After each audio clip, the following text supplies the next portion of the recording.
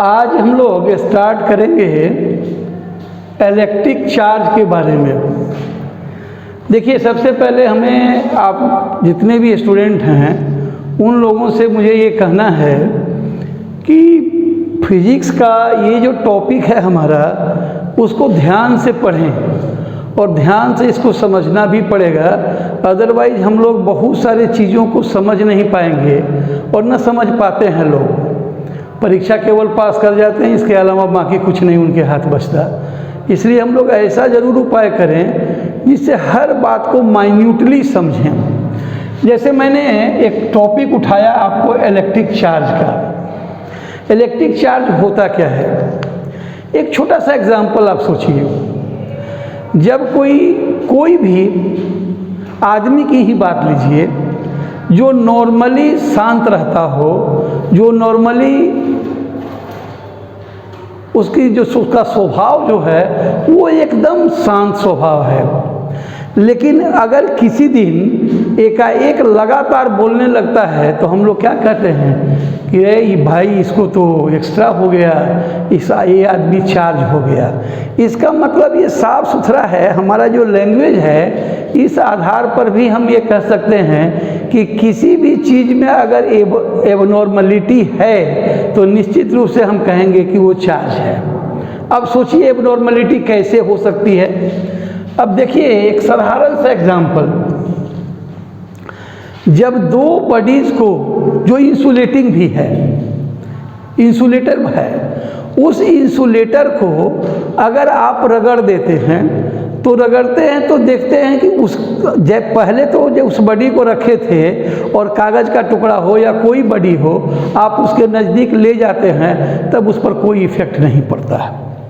इसका मतलब आप कहते हैं कि ये दोनों बॉडी इलेक्ट्रिकली न्यूट्रल है। आपका कहना ये है। लेकिन जब उसको आप रगड़ देते हैं तब छोटे छोटे कागज़ के टुकड़े उससे अट्रैक्ट हो जाते हैं। तब आप कहते हैं कि भाई जो अट्रैक्ट हो रहा है, इसका मतलब है कि अब ये जो रगड़ा हुआ बॉडीज है, ये बॉडीज क्या हो गया? तो ये बॉडीज चार्ज हो गया। आखिर क्यों हो गया, कैसे हो गया, इसको ज़रा सा सोचिए। जैसे मान लीजिए हमारा ये एटम है, एटम स्फेरिकल है इसका शेप। एटम के सेंटर में न्यूट्रॉन और प्रोटॉन है, जैसा हम लोग पहले से जानते हैं, और उसके चारों तरफ इलेक्ट्रॉन घूमते होते हैं। ये बात भी हम लोग जानते हैं पहले से। अब सोचिए कि जब आप इसमें एनर्जी ऐड करते हैं, एनर्जी आप ऐड करते हैं, मैं लिख रहा हूँ एनर्जी ऐड करना। जब आप इसमें एनर्जी ऐड करते हैं तो क्या होगा? एनर्जी ऐड करने से क्या होगा कि लोअर एनर्जी लेवल से इलेक्ट्रॉन हायर एनर्जी लेवल में चला जाएगा, जिससे मैं एनर्जी देंगे। और जैसे ही 10⁻⁻8 सेकेंड के बाद ये जो हायर एनर्जी लेवल में इलेक्ट्रॉन चला गया है वो लौटेगा लोअर में, और जैसे ही लोअर में लौटेगा तो यहाँ से एनर्जी निकलेगा। अब हम उस एनर्जी की बात नहीं करते, हम सीधी सीधी ये बात कर रहे हैं, एनर्जी की बात हम नहीं कर रहे हैं। हम सीधा ये कह रहे हैं कि आउटर मोस्ट ऑर्बिट में इलेक्ट्रॉन जोड़ा जा सकता है या आउटर मोस्ट ऑर्बिट से इलेक्ट्रॉन निकाला जा सकता है। ये उसके वर्क फंक्शन पर निर्भर करता है कि उसके लिए उसको एनर्जी कितनी चाहिए। अब मान लीजिए कि इसमें आपने इलेक्ट्रॉन जोड़ दिया, तो आपने पढ़ा है इलेक्ट्रॉन जब जुड़ेगा तो नंबर ऑफ इलेक्ट्रॉन के निगेटिविटी की संख्या बढ़ेगी, मतलब निगेटिव चार्जेज बढ़ेंगे, तब ये निगेटिव हो जाएगा। और अगर इससे निकालेंगे इलेक्ट्रॉन को आप तो पॉजिटिविटी बढ़ेगी और तब पॉजिटिव ये शो करेगा। इसका सीधा सीधा मतलब है कि ये जो फंडामेंटल पार्टिकल हमारा है उसी का ये नेचर है, उसी की प्रॉपर्टी है चार्ज। चार्ज को डिफाइन करना आसान नहीं है। हम इतना ही कह के इसको समाप्त करने लगते हैं कि चार्ज एक्चुअली ये फंडामेंटल पार्टिकल इलेक्ट्रॉन का, प्रोटॉन का, इसका प्रॉपर्टी है जिसके कारण ये किसी बॉडी में जुड़ जाता है, तो बॉडी का बिहेव उसके अनुसार ही बदल जाता है। वो इलेक्ट्रिकली किसी को शॉक करने लगता है, मैग्नेटिक इफेक्ट शो करने लगता है, इसी को कहते हैं हम लोग चार्ज। तो एक बार देख लीजिए, हम चार्ज का डेफिनेशन कोशिश कर रहे हैं कि चार्ज का डेफिनेशन हो। डिफाइन करना इतना आसान नहीं है, मैं फिर कर रहा हूँ। It is the fundamental, it is the property, लिखिए, प्रॉपर्टी ऑफ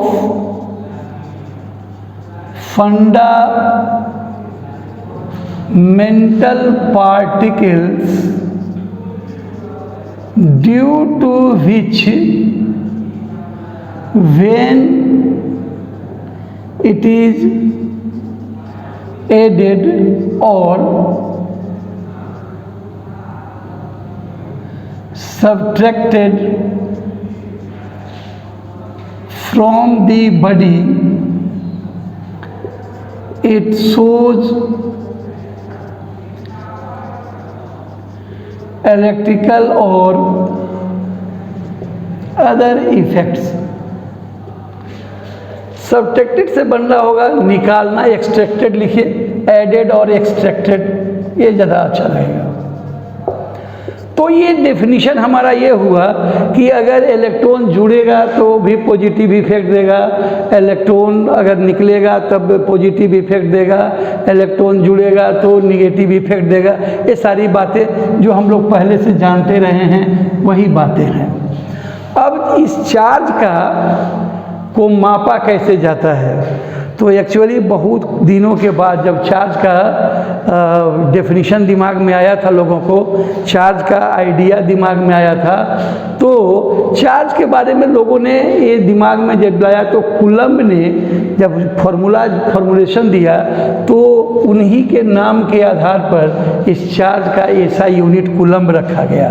तो लिख देते हैं ऐसा unit of charge is coulomb.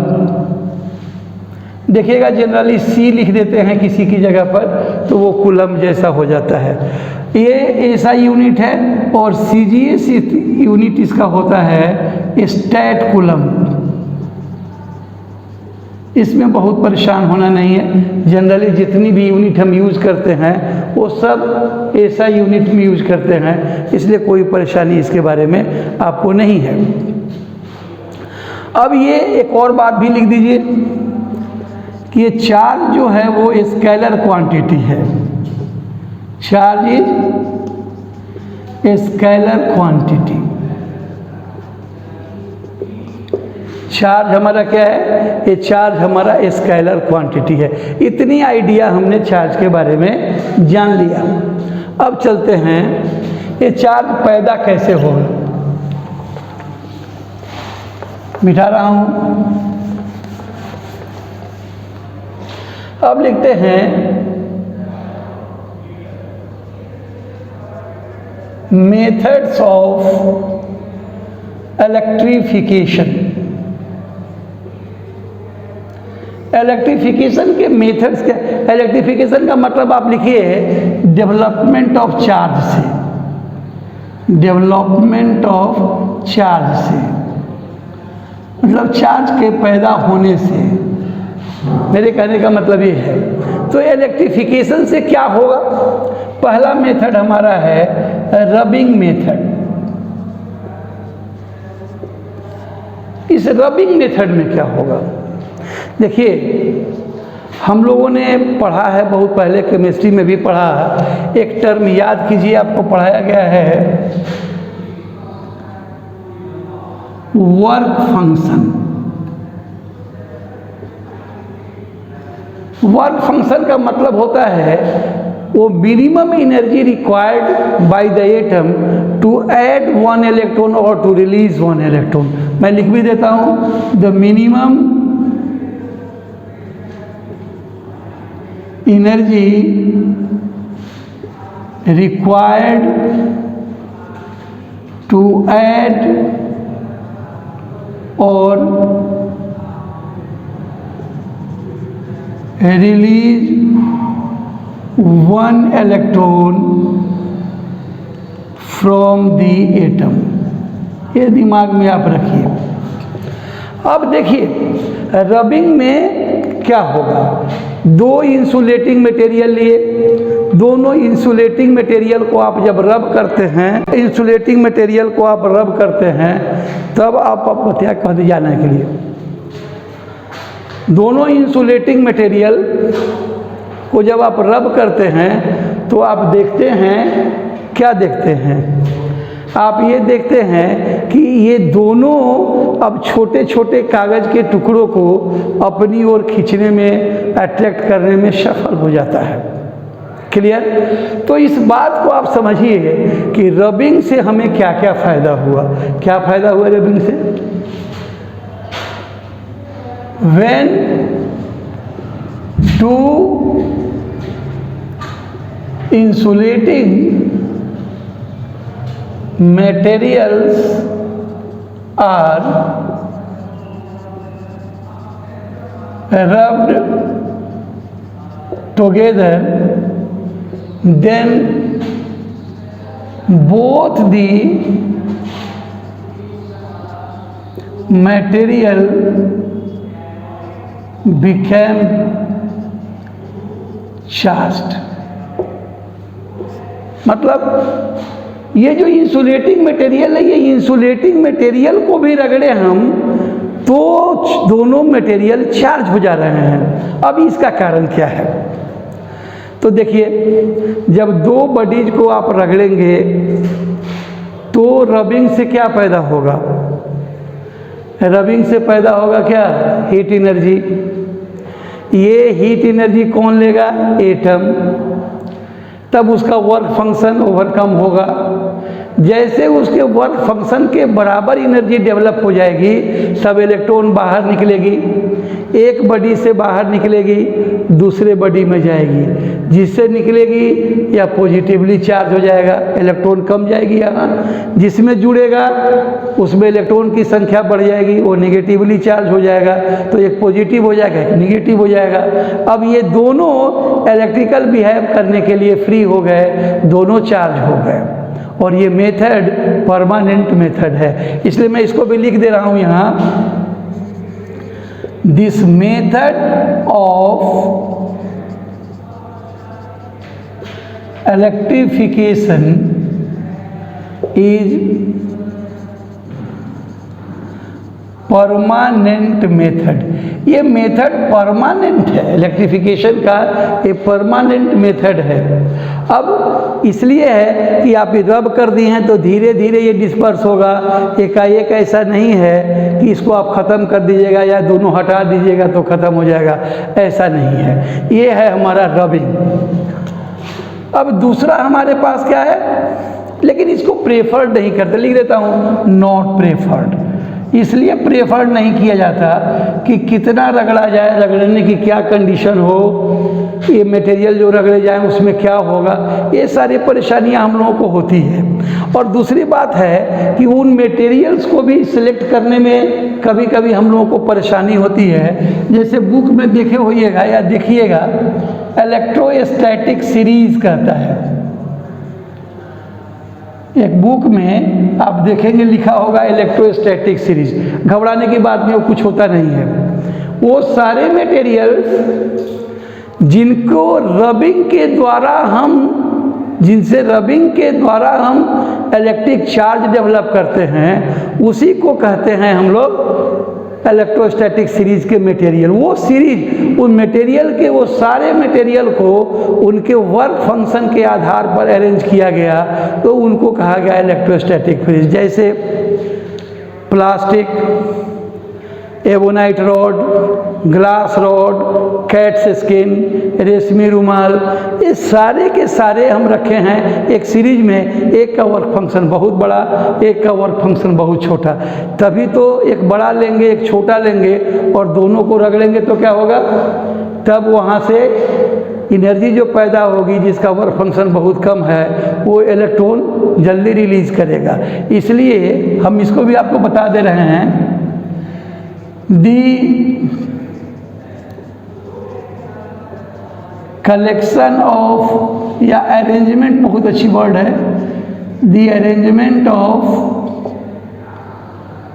all the materials arranged in their work function, as लिखिए, as their work function is known as electrostatic series. जैसे आप देखिए यहाँ लिखिए ebonite rod, ebonite rod, glass rod, cat's skin, रेशमी रुमाल, etc। ये सारे आइडियाज़ आपके दिमाग में आएंगे। अब यहाँ एक बात और सोचिए कि ये अब एक बड़ा वाला लीजिए और एक सबसे छोटा वाला लीजिए और तब उसको रगड़िए ताकि आराम से इलेक्ट्रिफिकेशन संभव हो सके। अब चलिए ये बात हम समझ गए, ये बहुत बात बड़ी थी रही, आप सब होशियार आदमी हैं। अब एक नई बात हम लोग सोचते हैं, ये दूसरा मेथड क्या होगा? दूसरे मेथड को कहते हैं इंडक्शन मेथड। इंडक्शन में क्या होगा? इंडक्शन में पहले से एक चार्ज बॉडी रखिए और दूसरा बगल में अनचार्ज बॉडी रखिए। सटाना नहीं है, कनेक्ट नहीं करना है, टच नहीं करना है, उसके नज़दीक रखना है। तो जब नज़दीक रखेंगे तो क्या होगा? इस बॉडी में जो अनचार्ज है इसमें पॉजिटिव और निगेटिव दोनों है, दोनों चार्जेज पाए जाते हैं। तो जो पॉजिटिव वाला होगा इस सारे को रिपेल कर देगा। आपने पढ़ा भी है कि आइदर चार्जेज रिपेल करेंगे तो सारे चार्जेज को दूर रिपेल कर देगा और जितने निगेटिव चार्जेज होंगे वो सबको नज़दीक कर लेगा। मतलब अगर आदमी हो और उसके सामने कोई चार्ज हो तो आदमी के पूरे आगे के पोर्शन पर डिसिमिलर चार्ज अपीयर होंगे और पीछे क्या होगा? सब सिमिलर चार्ज अपीयर होगा। अब जब तक ये बॉडी है तब तक ये चार्ज दिख रहा है, ये वाला पार्ट पॉजिटिव यूज करेगा, ये वाला पार्ट निगेटिवली यूज होगा। लेकिन जैसे इस बॉडी को हटा लेते हैं आप तो फिर ये पॉजिटिव और निगेटिव आपस में रीयूनिफाइड हो जाते हैं और ये बॉडी अगेन डिस्चार्ज हो जाता है, अगेन अनचार्ज हो जाता है।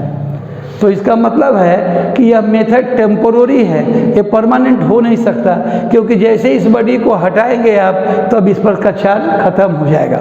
तो इसलिए हमने कहा कि when a charged body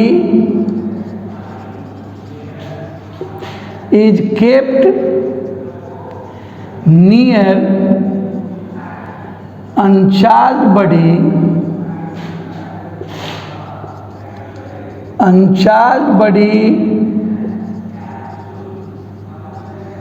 gets charged due to phenomena of polarization of charges. This method is temporary because the newly charged body became uncharged if the originally charged body is kept away। बाहर अगर उसको ले जाएंगे तो तब तक ही रहेगा जब तक उस पर वही रहेगा, अदरवाइज ये मामला ख़त्म है। लेकिन इसका इस्तेमाल हम लोग करते हैं। It is preferred for electrification. ये हम लोग जान भी लेंगे कि इलेक्ट्रिफिकेशन के लिए इसका इस्तेमाल कैसे करते हैं। है टेम्पोररी, लेकिन परमानेंट डेवलपमेंट के लिए इसका इस्तेमाल करते हैं। ये दूसरा मेथड आपको समझ में आ गया।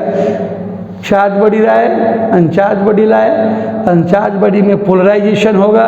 पोलराइजेशन होने के कारण क्या होगा, अलग अलग पोल बनेंगे, अलग एक जगह पॉजिटिव चार्ज, दूसरी जगह नेगेटिव चार्ज। लेकिन जैसे ही ओरिजिनली चार्ज बॉडी को आप हटाएं तो जो न्यूली चार्ज बॉडी है वो ख़त्म हो जाता है, क्योंकि फिर से रीयूनिफिकेशन हो जाता है चार्जेस का।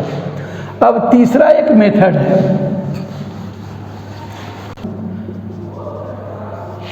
थर्ड है 2 मिनट का, थर्ड है कंडक्शन। कंडक्शन मेथड में क्या होता है भाई, तो ये चार्ज बॉडी है, एक चार्ज बॉडी रखो और दूसरा एक अनचार्ज बॉडी रखो। अब अनचार्ज बॉडी और चार्ज बॉडी को रियल कनेक्ट कर दो। जैसे कनेक्ट कीजिएगा तो इसमें चार्जेज हैं। मैं अभी इलेक्ट्रिकल पोटेंशियल नहीं कहूँगा, क्योंकि पोटेंशियल कहूँगा तो फिर आपके दिमाग में आएगा ये पोटेंशियल होता क्या है। अभी मैंने पढ़ाया नहीं तो मैं वही बता रहा हूँ। जहाँ पानी ज़्यादा है तो जहाँ कम पानी है उधर ही जाएगा ना। तो ये चार्ज बॉडी है, यहाँ चार्ज है ही नहीं, तो चार्जेज इधर से फ्लो करेंगे और इस पर भी चार्ज हो जाएगा। ये तब तक ऐसा होते रहेगा जब तक कि दोनों में बराबर चार्ज ना हो जाए। यदि शर्त ये है कि ये दोनों बॉडी आइडेंटिकल होने चाहिए। अगर आइडेंटिकल नहीं है तो संभव नहीं है। इसलिए मैं लिख देता हूँ, when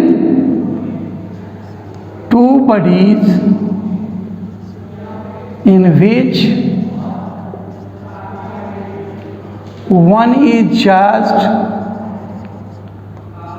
and another is uncharged are connected together, then the charges flows from charged body to uncharged body and uncharged body